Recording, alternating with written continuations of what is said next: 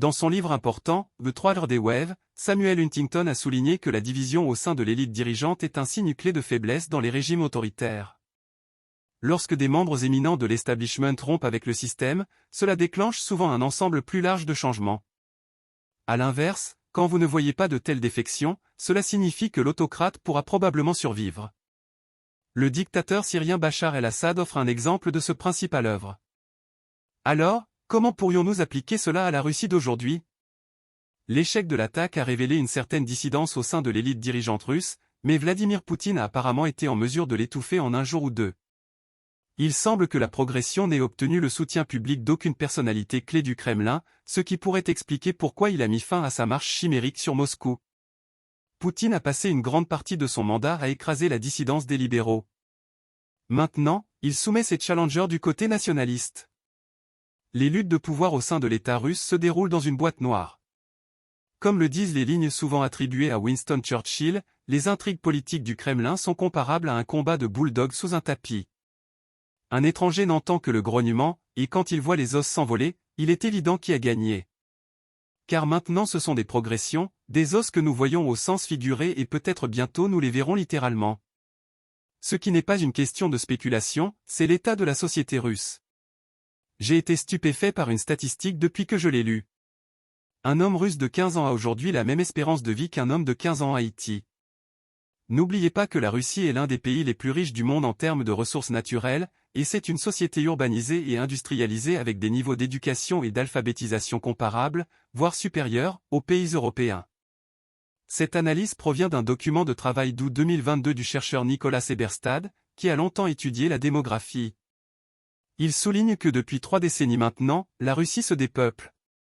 Avec un bref répit de 2013 à 15, les décès ont dépassé les naissances. Mais il note que cette tendance est celle que nous voyons dans de nombreux pays industrialisés. Ce qui ressort en Russie, c'est son taux de mortalité.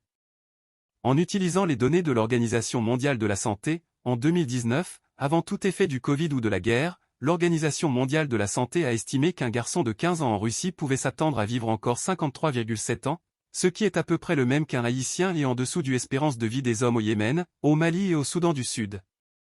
Les hommes européens d'accent grave peu près le même âge pourraient s'attendre à vivre environ 7 ans de plus que l'éducation des Russes. Bonne santé, mais pas en Russie. Everset souligne que, de manière choquante, la Russie est un pays avec des niveaux d'éducation parmi les premiers au monde et des taux de mortalité au 4e rang mondial pour sa population en âge de travailler. Il creuse ensuite plus profondément dans les niveaux d'instruction et constate que le mystère s'approfondit avec un grand nombre de personnes bien formées, en particulier dans les sciences. La Russie se comporte lamentablement dans l'économie du savoir, bien pire que l'Union soviétique. En 2019, la Russie s'est classée derrière l'Autriche dans les demandes de brevets internationales malgré une population 16 fois supérieure. Aujourd'hui, il se classe, aux côtés des brevets de l'Alabama et des États-Unis, l'étalon or pour les entreprises du monde entier, bien qu'il compte près de 30 fois la population de l'Alabama.